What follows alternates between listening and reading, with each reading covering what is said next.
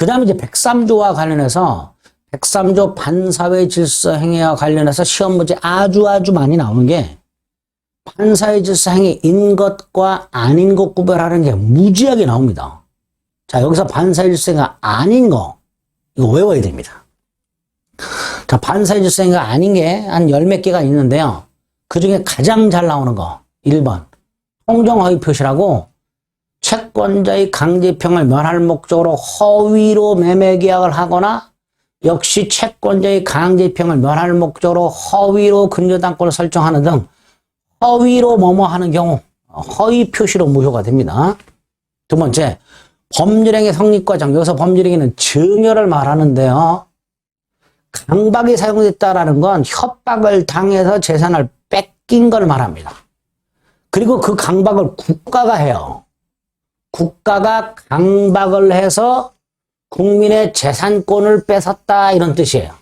그런데 2번은 강박을 이유로 취소할 수 있도록 해놨습니다. 1번은 108조에서 무효로 만들어 놨고요. 2번은 110조에서 취소할 수 있도록 해놨어요. 따라서 1번, 2번 둘 다 반사회 질서행위가 아니다 이렇게 되겠죠. 자, 3번은 비자금을 조성하는 것은 반사회적 행위입니다. 그런데 이렇게 조성된 비자금을 은행에 소극적으로 숨기기 위하여 보관하는 거, 은행에 맡기는 거, 이건 반사회 질서행위가 아닙니다. 4번, 전통사찰의 주지직을 거액을 주고 양도양수하는 계약은 반사회 질서 행위입니다. 그런데 그 거액을 주고 주직을 산 사람을 주지로 임명하는 것은 반사회 질서 행위가 아니다. 세금 따위를 회피할 목적의 행위들, 이거 반사회 질서 행위 아닙니다. 자, 남편이 부정행위를 저질렀어요. 부인에게 용서를 빌면서 아파트를 넘깁니다. 넘기면서 함께 사는 동안에는 팔지 말아주세요. 그렇게 부인에게 부탁을 한 거예요. 제한이라고 되어 있지만 부인에게 부탁을 한 겁니다. 이것도 반사회 질서행위가 아닙니다. 자, 일단 반사회 질서행위가 아닌 거 자꾸 반복해서 기억해 주셔야 돼요. 더 있어요. 일단 6개 봤습니다. 바뀌어라. 다음 페이지. 이거 어디로 가야 되나? 하나가 어디로 사라졌는데? 네, 여기 있죠. 반사회 질서 행위에 해당하지 않는 경우. 자, 아까 6개 봤고요. 자, 7번째. 회사가 근로자를 해외 파견하면서 경비를 부담하되 귀국해서 일정 기간 근무하면 그 회사가 부담한 경비 반환을 면제하기로 하는 약정. 이것도 반사회 질서가 아니고요. 변호사가 민사사건을 수임하면서 성공하면 보수를 지급받기로. 이것도 반사회 질서가 아닙니다. 조심할 것은요. 형사사건 성공, 민사가 아니고 형사사건 성공 보수 약정은 반사회 질서입니다. 변호사가 형사사건을 수임하면서 승소하면 돈 받기로 하는 거. 이건 반사회 질서입니다. 무허가 건물 임대차 계약 당연히 반사회 질서가 아니고 유효고요. 내가 물건을 살 때 그 물건이 훔친 물건인 줄 모르고 샀어요. 알지 못하고. 나중에야 팔아먹은 놈이 훔쳤다는 사실을 알게 됐습니다. 그럼에도 불구하고 물건을 넘겨달라고 청구하는 것은 반사회 질서가 아닙니다. 왜? 계약 당시 몰랐으니까.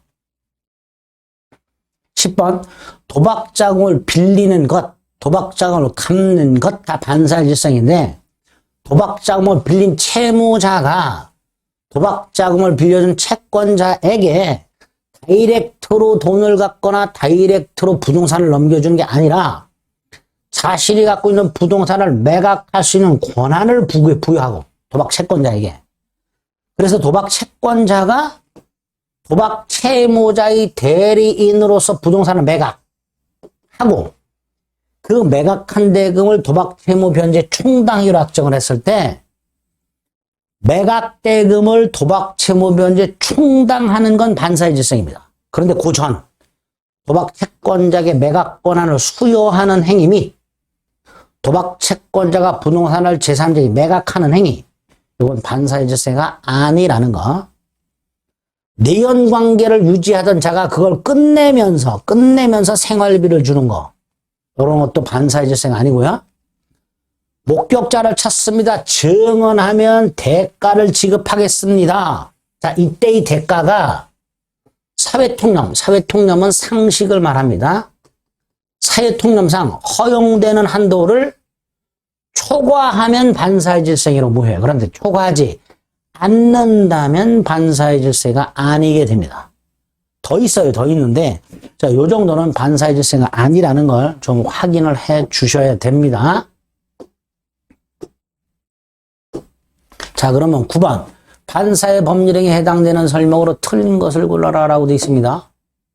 반사의 질서 행위에 해당하는 여부는 언제를 기준으로? 행위 당시를 기준으로. 어떤 행위가 유효인지 무효인지는 행위 당시 기준 판단이 원칙입니다. 반사의 질서 행위 무효는 누구든지 주장할 수 있습니다. 원래 반사의 질서 행위든 뭐든 무효는 누구든지 주장할 수 있습니다. 법률행위가 사회 질서에 반한다는 판단은 상식적으로 판단한다 그랬죠. 그리고 상식은 변천하죠. 그러니까 반사회 질서 행위다 아니다라는 그 판단은 부단하게 변화하는 상식을 반영하게 됩니다. 가치관념은 상식이라고 생각하시면 돼요. 그러니까 옛날에는 반사회 질서 행위였던 게 최근에 현재는 아닌 경우가 있을 수 있고, 현재는 반사회 질서 행위가 아니더라도 나중에는 반사회 질서 행위가 되는 경우도 있을 수 있다 말이죠. 자, 4번 대표적인 반사회 질서입니다. 우리 보험 사기란 말 많이 들어보셨죠? 다수의 생명보험 계약을 통하여 보험금을 부정하게 취득할 목적으로 수개의 보험 계약을 체결한 경우 반사회 질서행위가 됩니다. 자, 5번 대리인이 매도인이 배임행위에 적극 가담했다라고 되어 있죠. 자, 이런 건 이런 거죠. 여기서 대리인이 매도인의 배임행위에 적극 가담했다는 말은 나중에 이중매매에서 가서 볼 건데요. 매도인이 자, 갑이요 을에게 땅을 사오라고 시켰어요. 대리인입니다. 자, 을이 병과 토지 매매 계약을 했는데요. 압불사 병은 이 땅을 이미 정한테 판 상태예요. 병정사의 제1매매가 있고요. 을병사의 제2매매가 있는데 이때 을이 제2매수인이 아니고요. 갑이 제2매수인이고요. 얘가 그 대리인이에요. 제2매수인의 대리인입니다. 그런데 우리 판례에 의하면 매도인이 물건을 팔아놓고 또다시 파는 행위가 있을 때 제2매수인이 적극 가담하면 반사의 질서가 됩니다. 그런데 이거는 제2매수인이 직접 거래할 때고요. 만약에 제2매수인이 대리인을 통해서 했다면 그 대리인이 적극 가담을 해야 돼요. 그 말입니다. 제2매수인의 대리인이 적극 가담을 했다면 설령 본인, 여기 제2매수인이죠. 제2매수인이 대리인이 적극 가담했다는 사정을 몰랐다 하더라도 대리인의 적극 가담은 본인의 적극 가담과 동일시하게 됩니다. 따라서 제2매수인의 대리인이 적극 가담을 했다면 제2매수인이 설령 그 사실을 몰랐다 하더라도 그 제2매매 계약은 반사의 질서 행위로 무효다라고 하게 됩니다. 그러니까 이거 틀렸죠. 5번도 꼭 좀 기억을 해 주셔야 되는 내용들입니다. 자, 10번 반사회적 법률 행위로서 무효가 아닌 것은 이라고 되어 있습니다. 과도하게 중한 위약벌 약정 잘 모르겠죠? 도박 자금의 제공을 목적으로 돈 빌려준 거, 이건 반사회 질서 행위죠? 소송에서 증언을 조건으로 통상 용인되는 수준을 넘었지요? 반사회 질서 행위죠. 공무원의 직무행위에서 부정한 청탁의 대가로 금전을 지급했죠. 뇌물 줬죠. 반사회 질서 행위라고 했습니다. 그런데 강제 집행을 면할 목적으로 허위로 뭐뭐하는 행위, 이거는 허위 표시로 무효가 될 뿐 반사회 질서 행위 아니라 그랬죠. 꼭 기억하셔야 됩니다. 5번. 아주 잘 나옵니다. 4번은 반사회 질서 행위로 잘 나오고요. 5번은 반사회 질서가 아닌 걸로 아주 자주 등장하는 판례입니다. 11번. 어떤 일이 있어도 이혼하지 않기로 반사회 질서입니다. 불륜 관계를 끝내는 걸 해제 조건으로 증여했다고 돼 있죠. 이거는 증여를 하면서 헤어지면 돌려받기로 하는 계약이에요. 물건을 주면서 네가 나를 떠나면 물건 돌려달라. 이런 게 부첩관계의 종료를 해제 조건하라는 증여라고 하는데요. 이 조건 자체가 헤어질 수 있는 자유를 제한하는 반사회 질서적인 불법 조건이 됩니다. 그런데 우리 민법 151조 1항에 의하면 불법 조건이 붙어있는 법률행위는 법률행위 전체가 반사회 질서행위로 무효가 된다고 되어 있습니다. 그러니까 2번도 반사회 질서행위가 됩니다.